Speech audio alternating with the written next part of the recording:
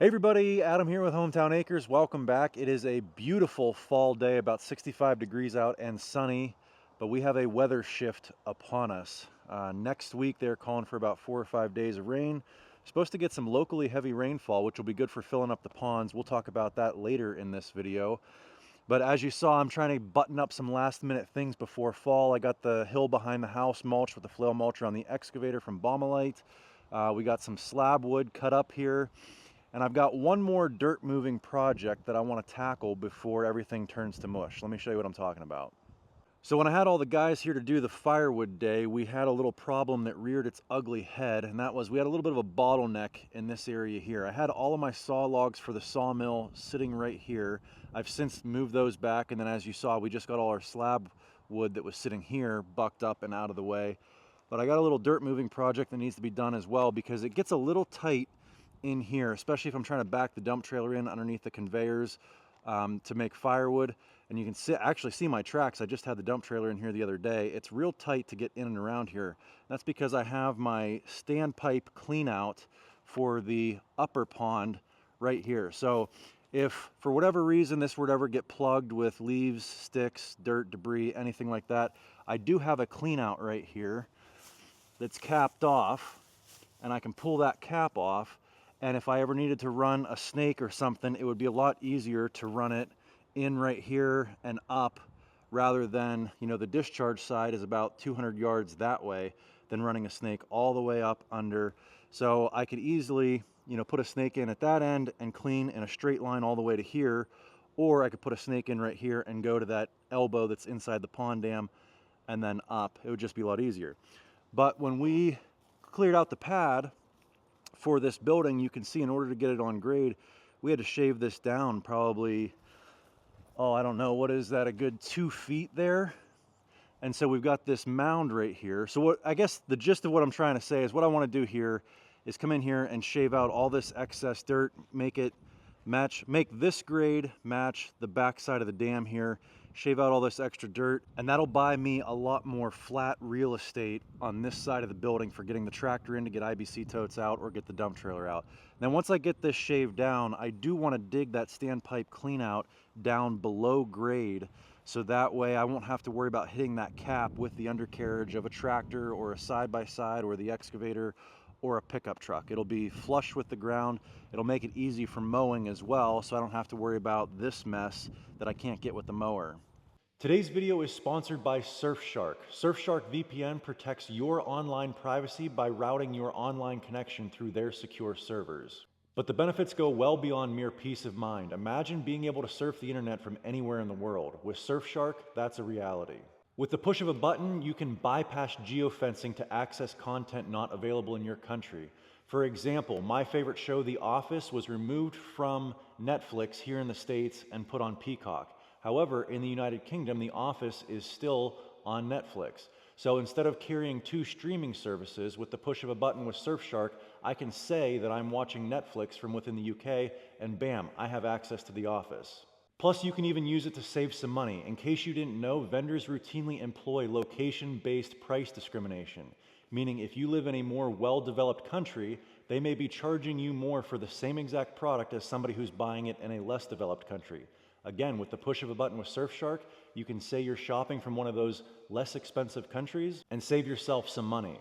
Now, VPN or virtual private network is something that's very important to me because I make a living online, right? I create content and I can't afford to be down because of a hacker or a virus or something like that. So being protected online is critically important to me to being able to provide for my family. Surfshark helps to safeguard against hackers as well as provides a healthy dose of antivirus. And with no limit on protected devices, Surfshark protects me, my wife, and all of our gadgets on a single account.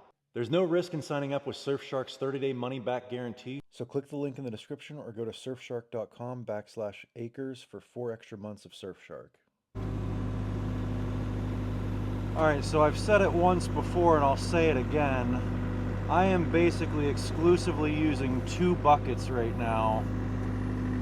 One is my 12-inch trenching bucket because I use that for obviously digging trenches, but also material handling like logs for the firewood processor, for the sawmill, picking up slabs.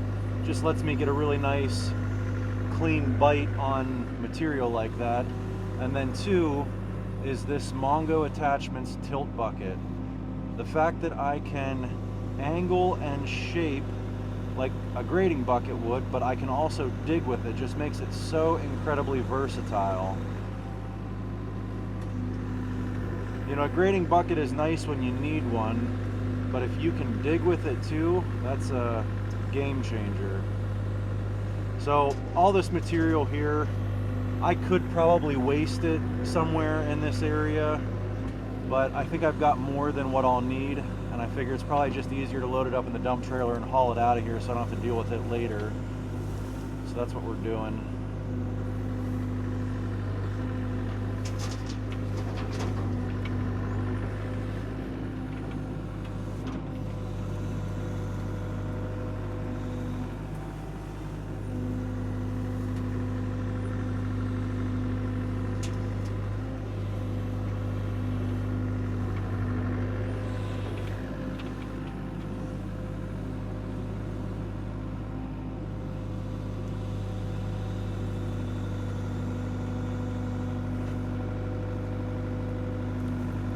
Now I will say, because it is a smooth bottom bucket, meaning no teeth, when you get into some hard dirt, you know, you can tell that it's not cutting as well as a tooth bucket would be, but it still does it, and I would happily sacrifice digging a little bit harder and having the ability to tilt the bucket. Plus, when you are wanting to finish grade something, it's nice having a smooth bottom, so I'd rather have the smooth bottom than the teeth. But yeah, when you're digging into some hard material, you can feel it.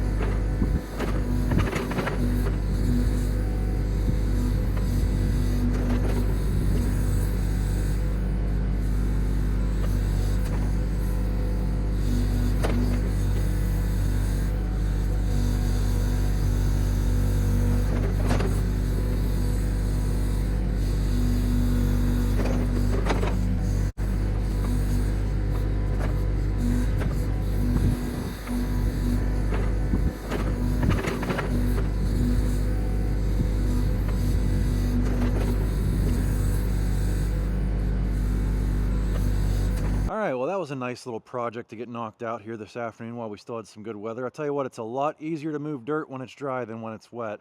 Everything right now, you know, dumping out of the dump trailer, nothing sticking to the bucket, went pretty smoothly. And I'll tell you what, this looks way different than it did a couple hours ago. I have wide open access now to get in here. You can see where my dump trailer tire was before because I had that big mound of dirt here. And now I could come all the way, even up the backside of the pond dam if I needed to make that large sweeping turn to get into the building. So I'm pretty tickled to finally have that done, and it's just going to make this a lot easier to work down here, not have to make 9-point turns to get in and out of the building. So, and we still have our clean out here, which I didn't want to eliminate that, but now it's recessed down into the ground instead of sticking up out of the ground. So I should be able to mow over top of that without hitting the mower blades on the cap there. And I definitely don't have to worry about hitting the undercarriage of a side-by-side or a tractor. So now that we've got that project wrapped up, let's give you guys a pond update because I've got some news for you. We have shut off the solar pump. Let me show you why.